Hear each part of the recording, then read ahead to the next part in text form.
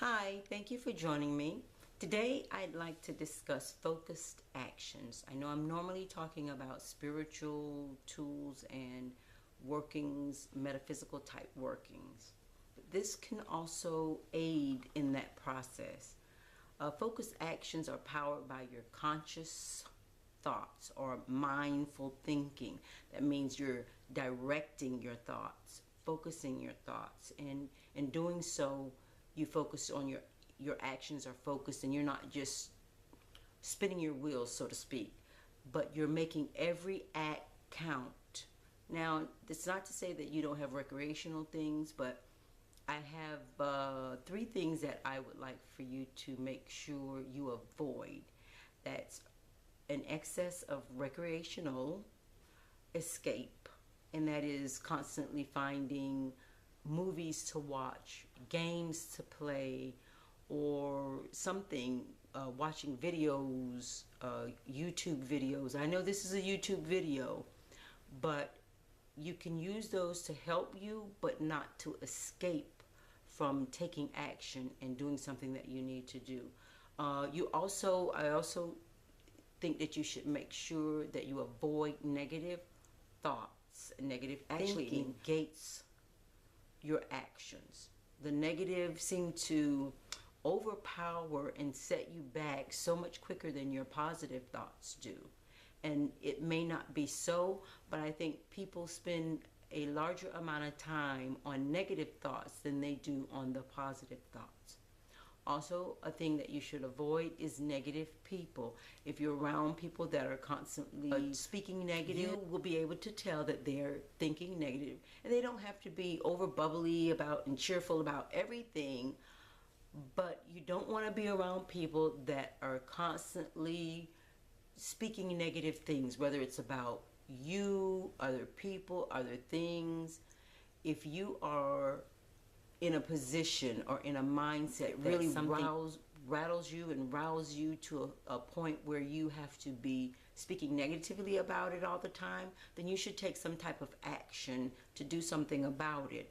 And that way it's not something that comes up in your energy field that's negative. Sometimes it's necessary. I found that you do not tell people about your goals, because a lot of times if people don't have the same goals that you have, or they don't have faith to reach a particular goal, they will talk you out of that goal.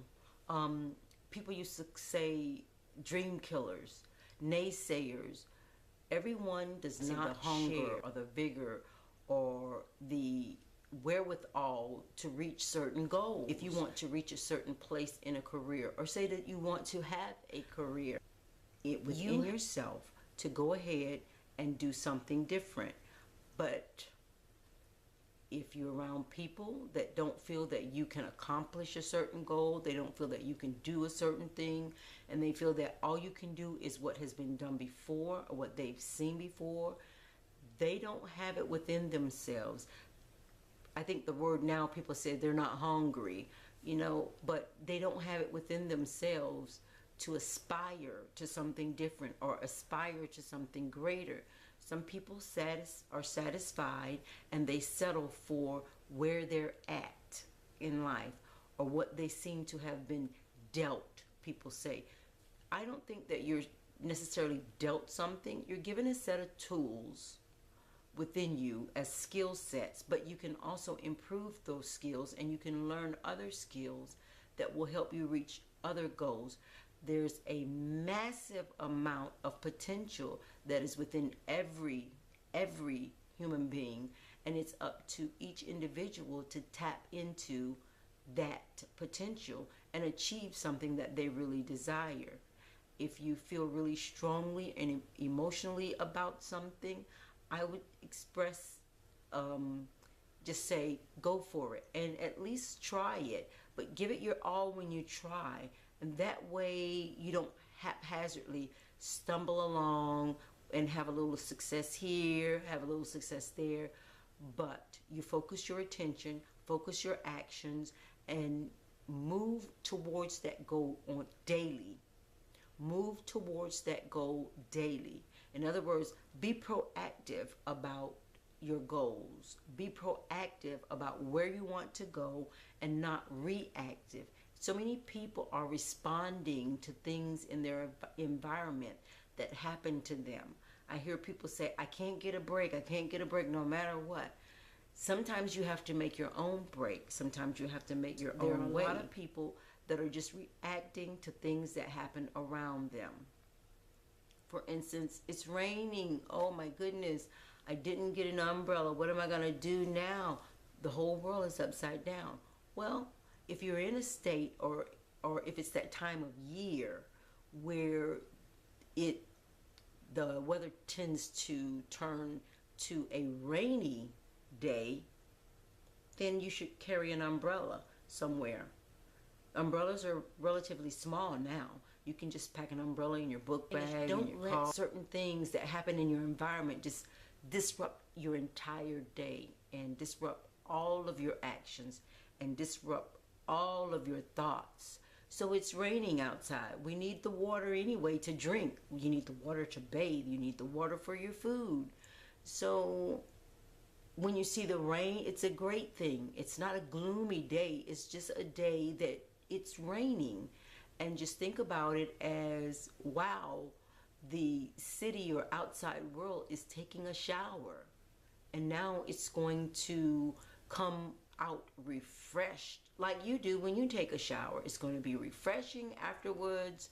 And a lot of things are going to start growing. It's a great time. It's a time for the earth to take a drink of water and cool down sometimes. So it's not such a bad thing. It all depends on how you look at certain things. So take the stand to be proactive and not reactive. Another proactive thing is what you do when you're using spiritual tools, when you're using mantras, when you are meditating, when you're taking a moment in time to recenter yourself. That's being proactive.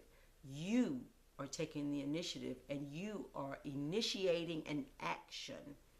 You are starting an action, a reset.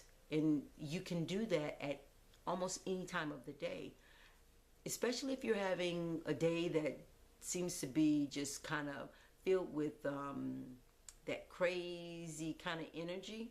Now, sometimes when the planets align a certain way, there's this funky kind of energy. It's not necessarily disruptive, but it's one of those things that's kind of jagged. I like to describe it as jagged.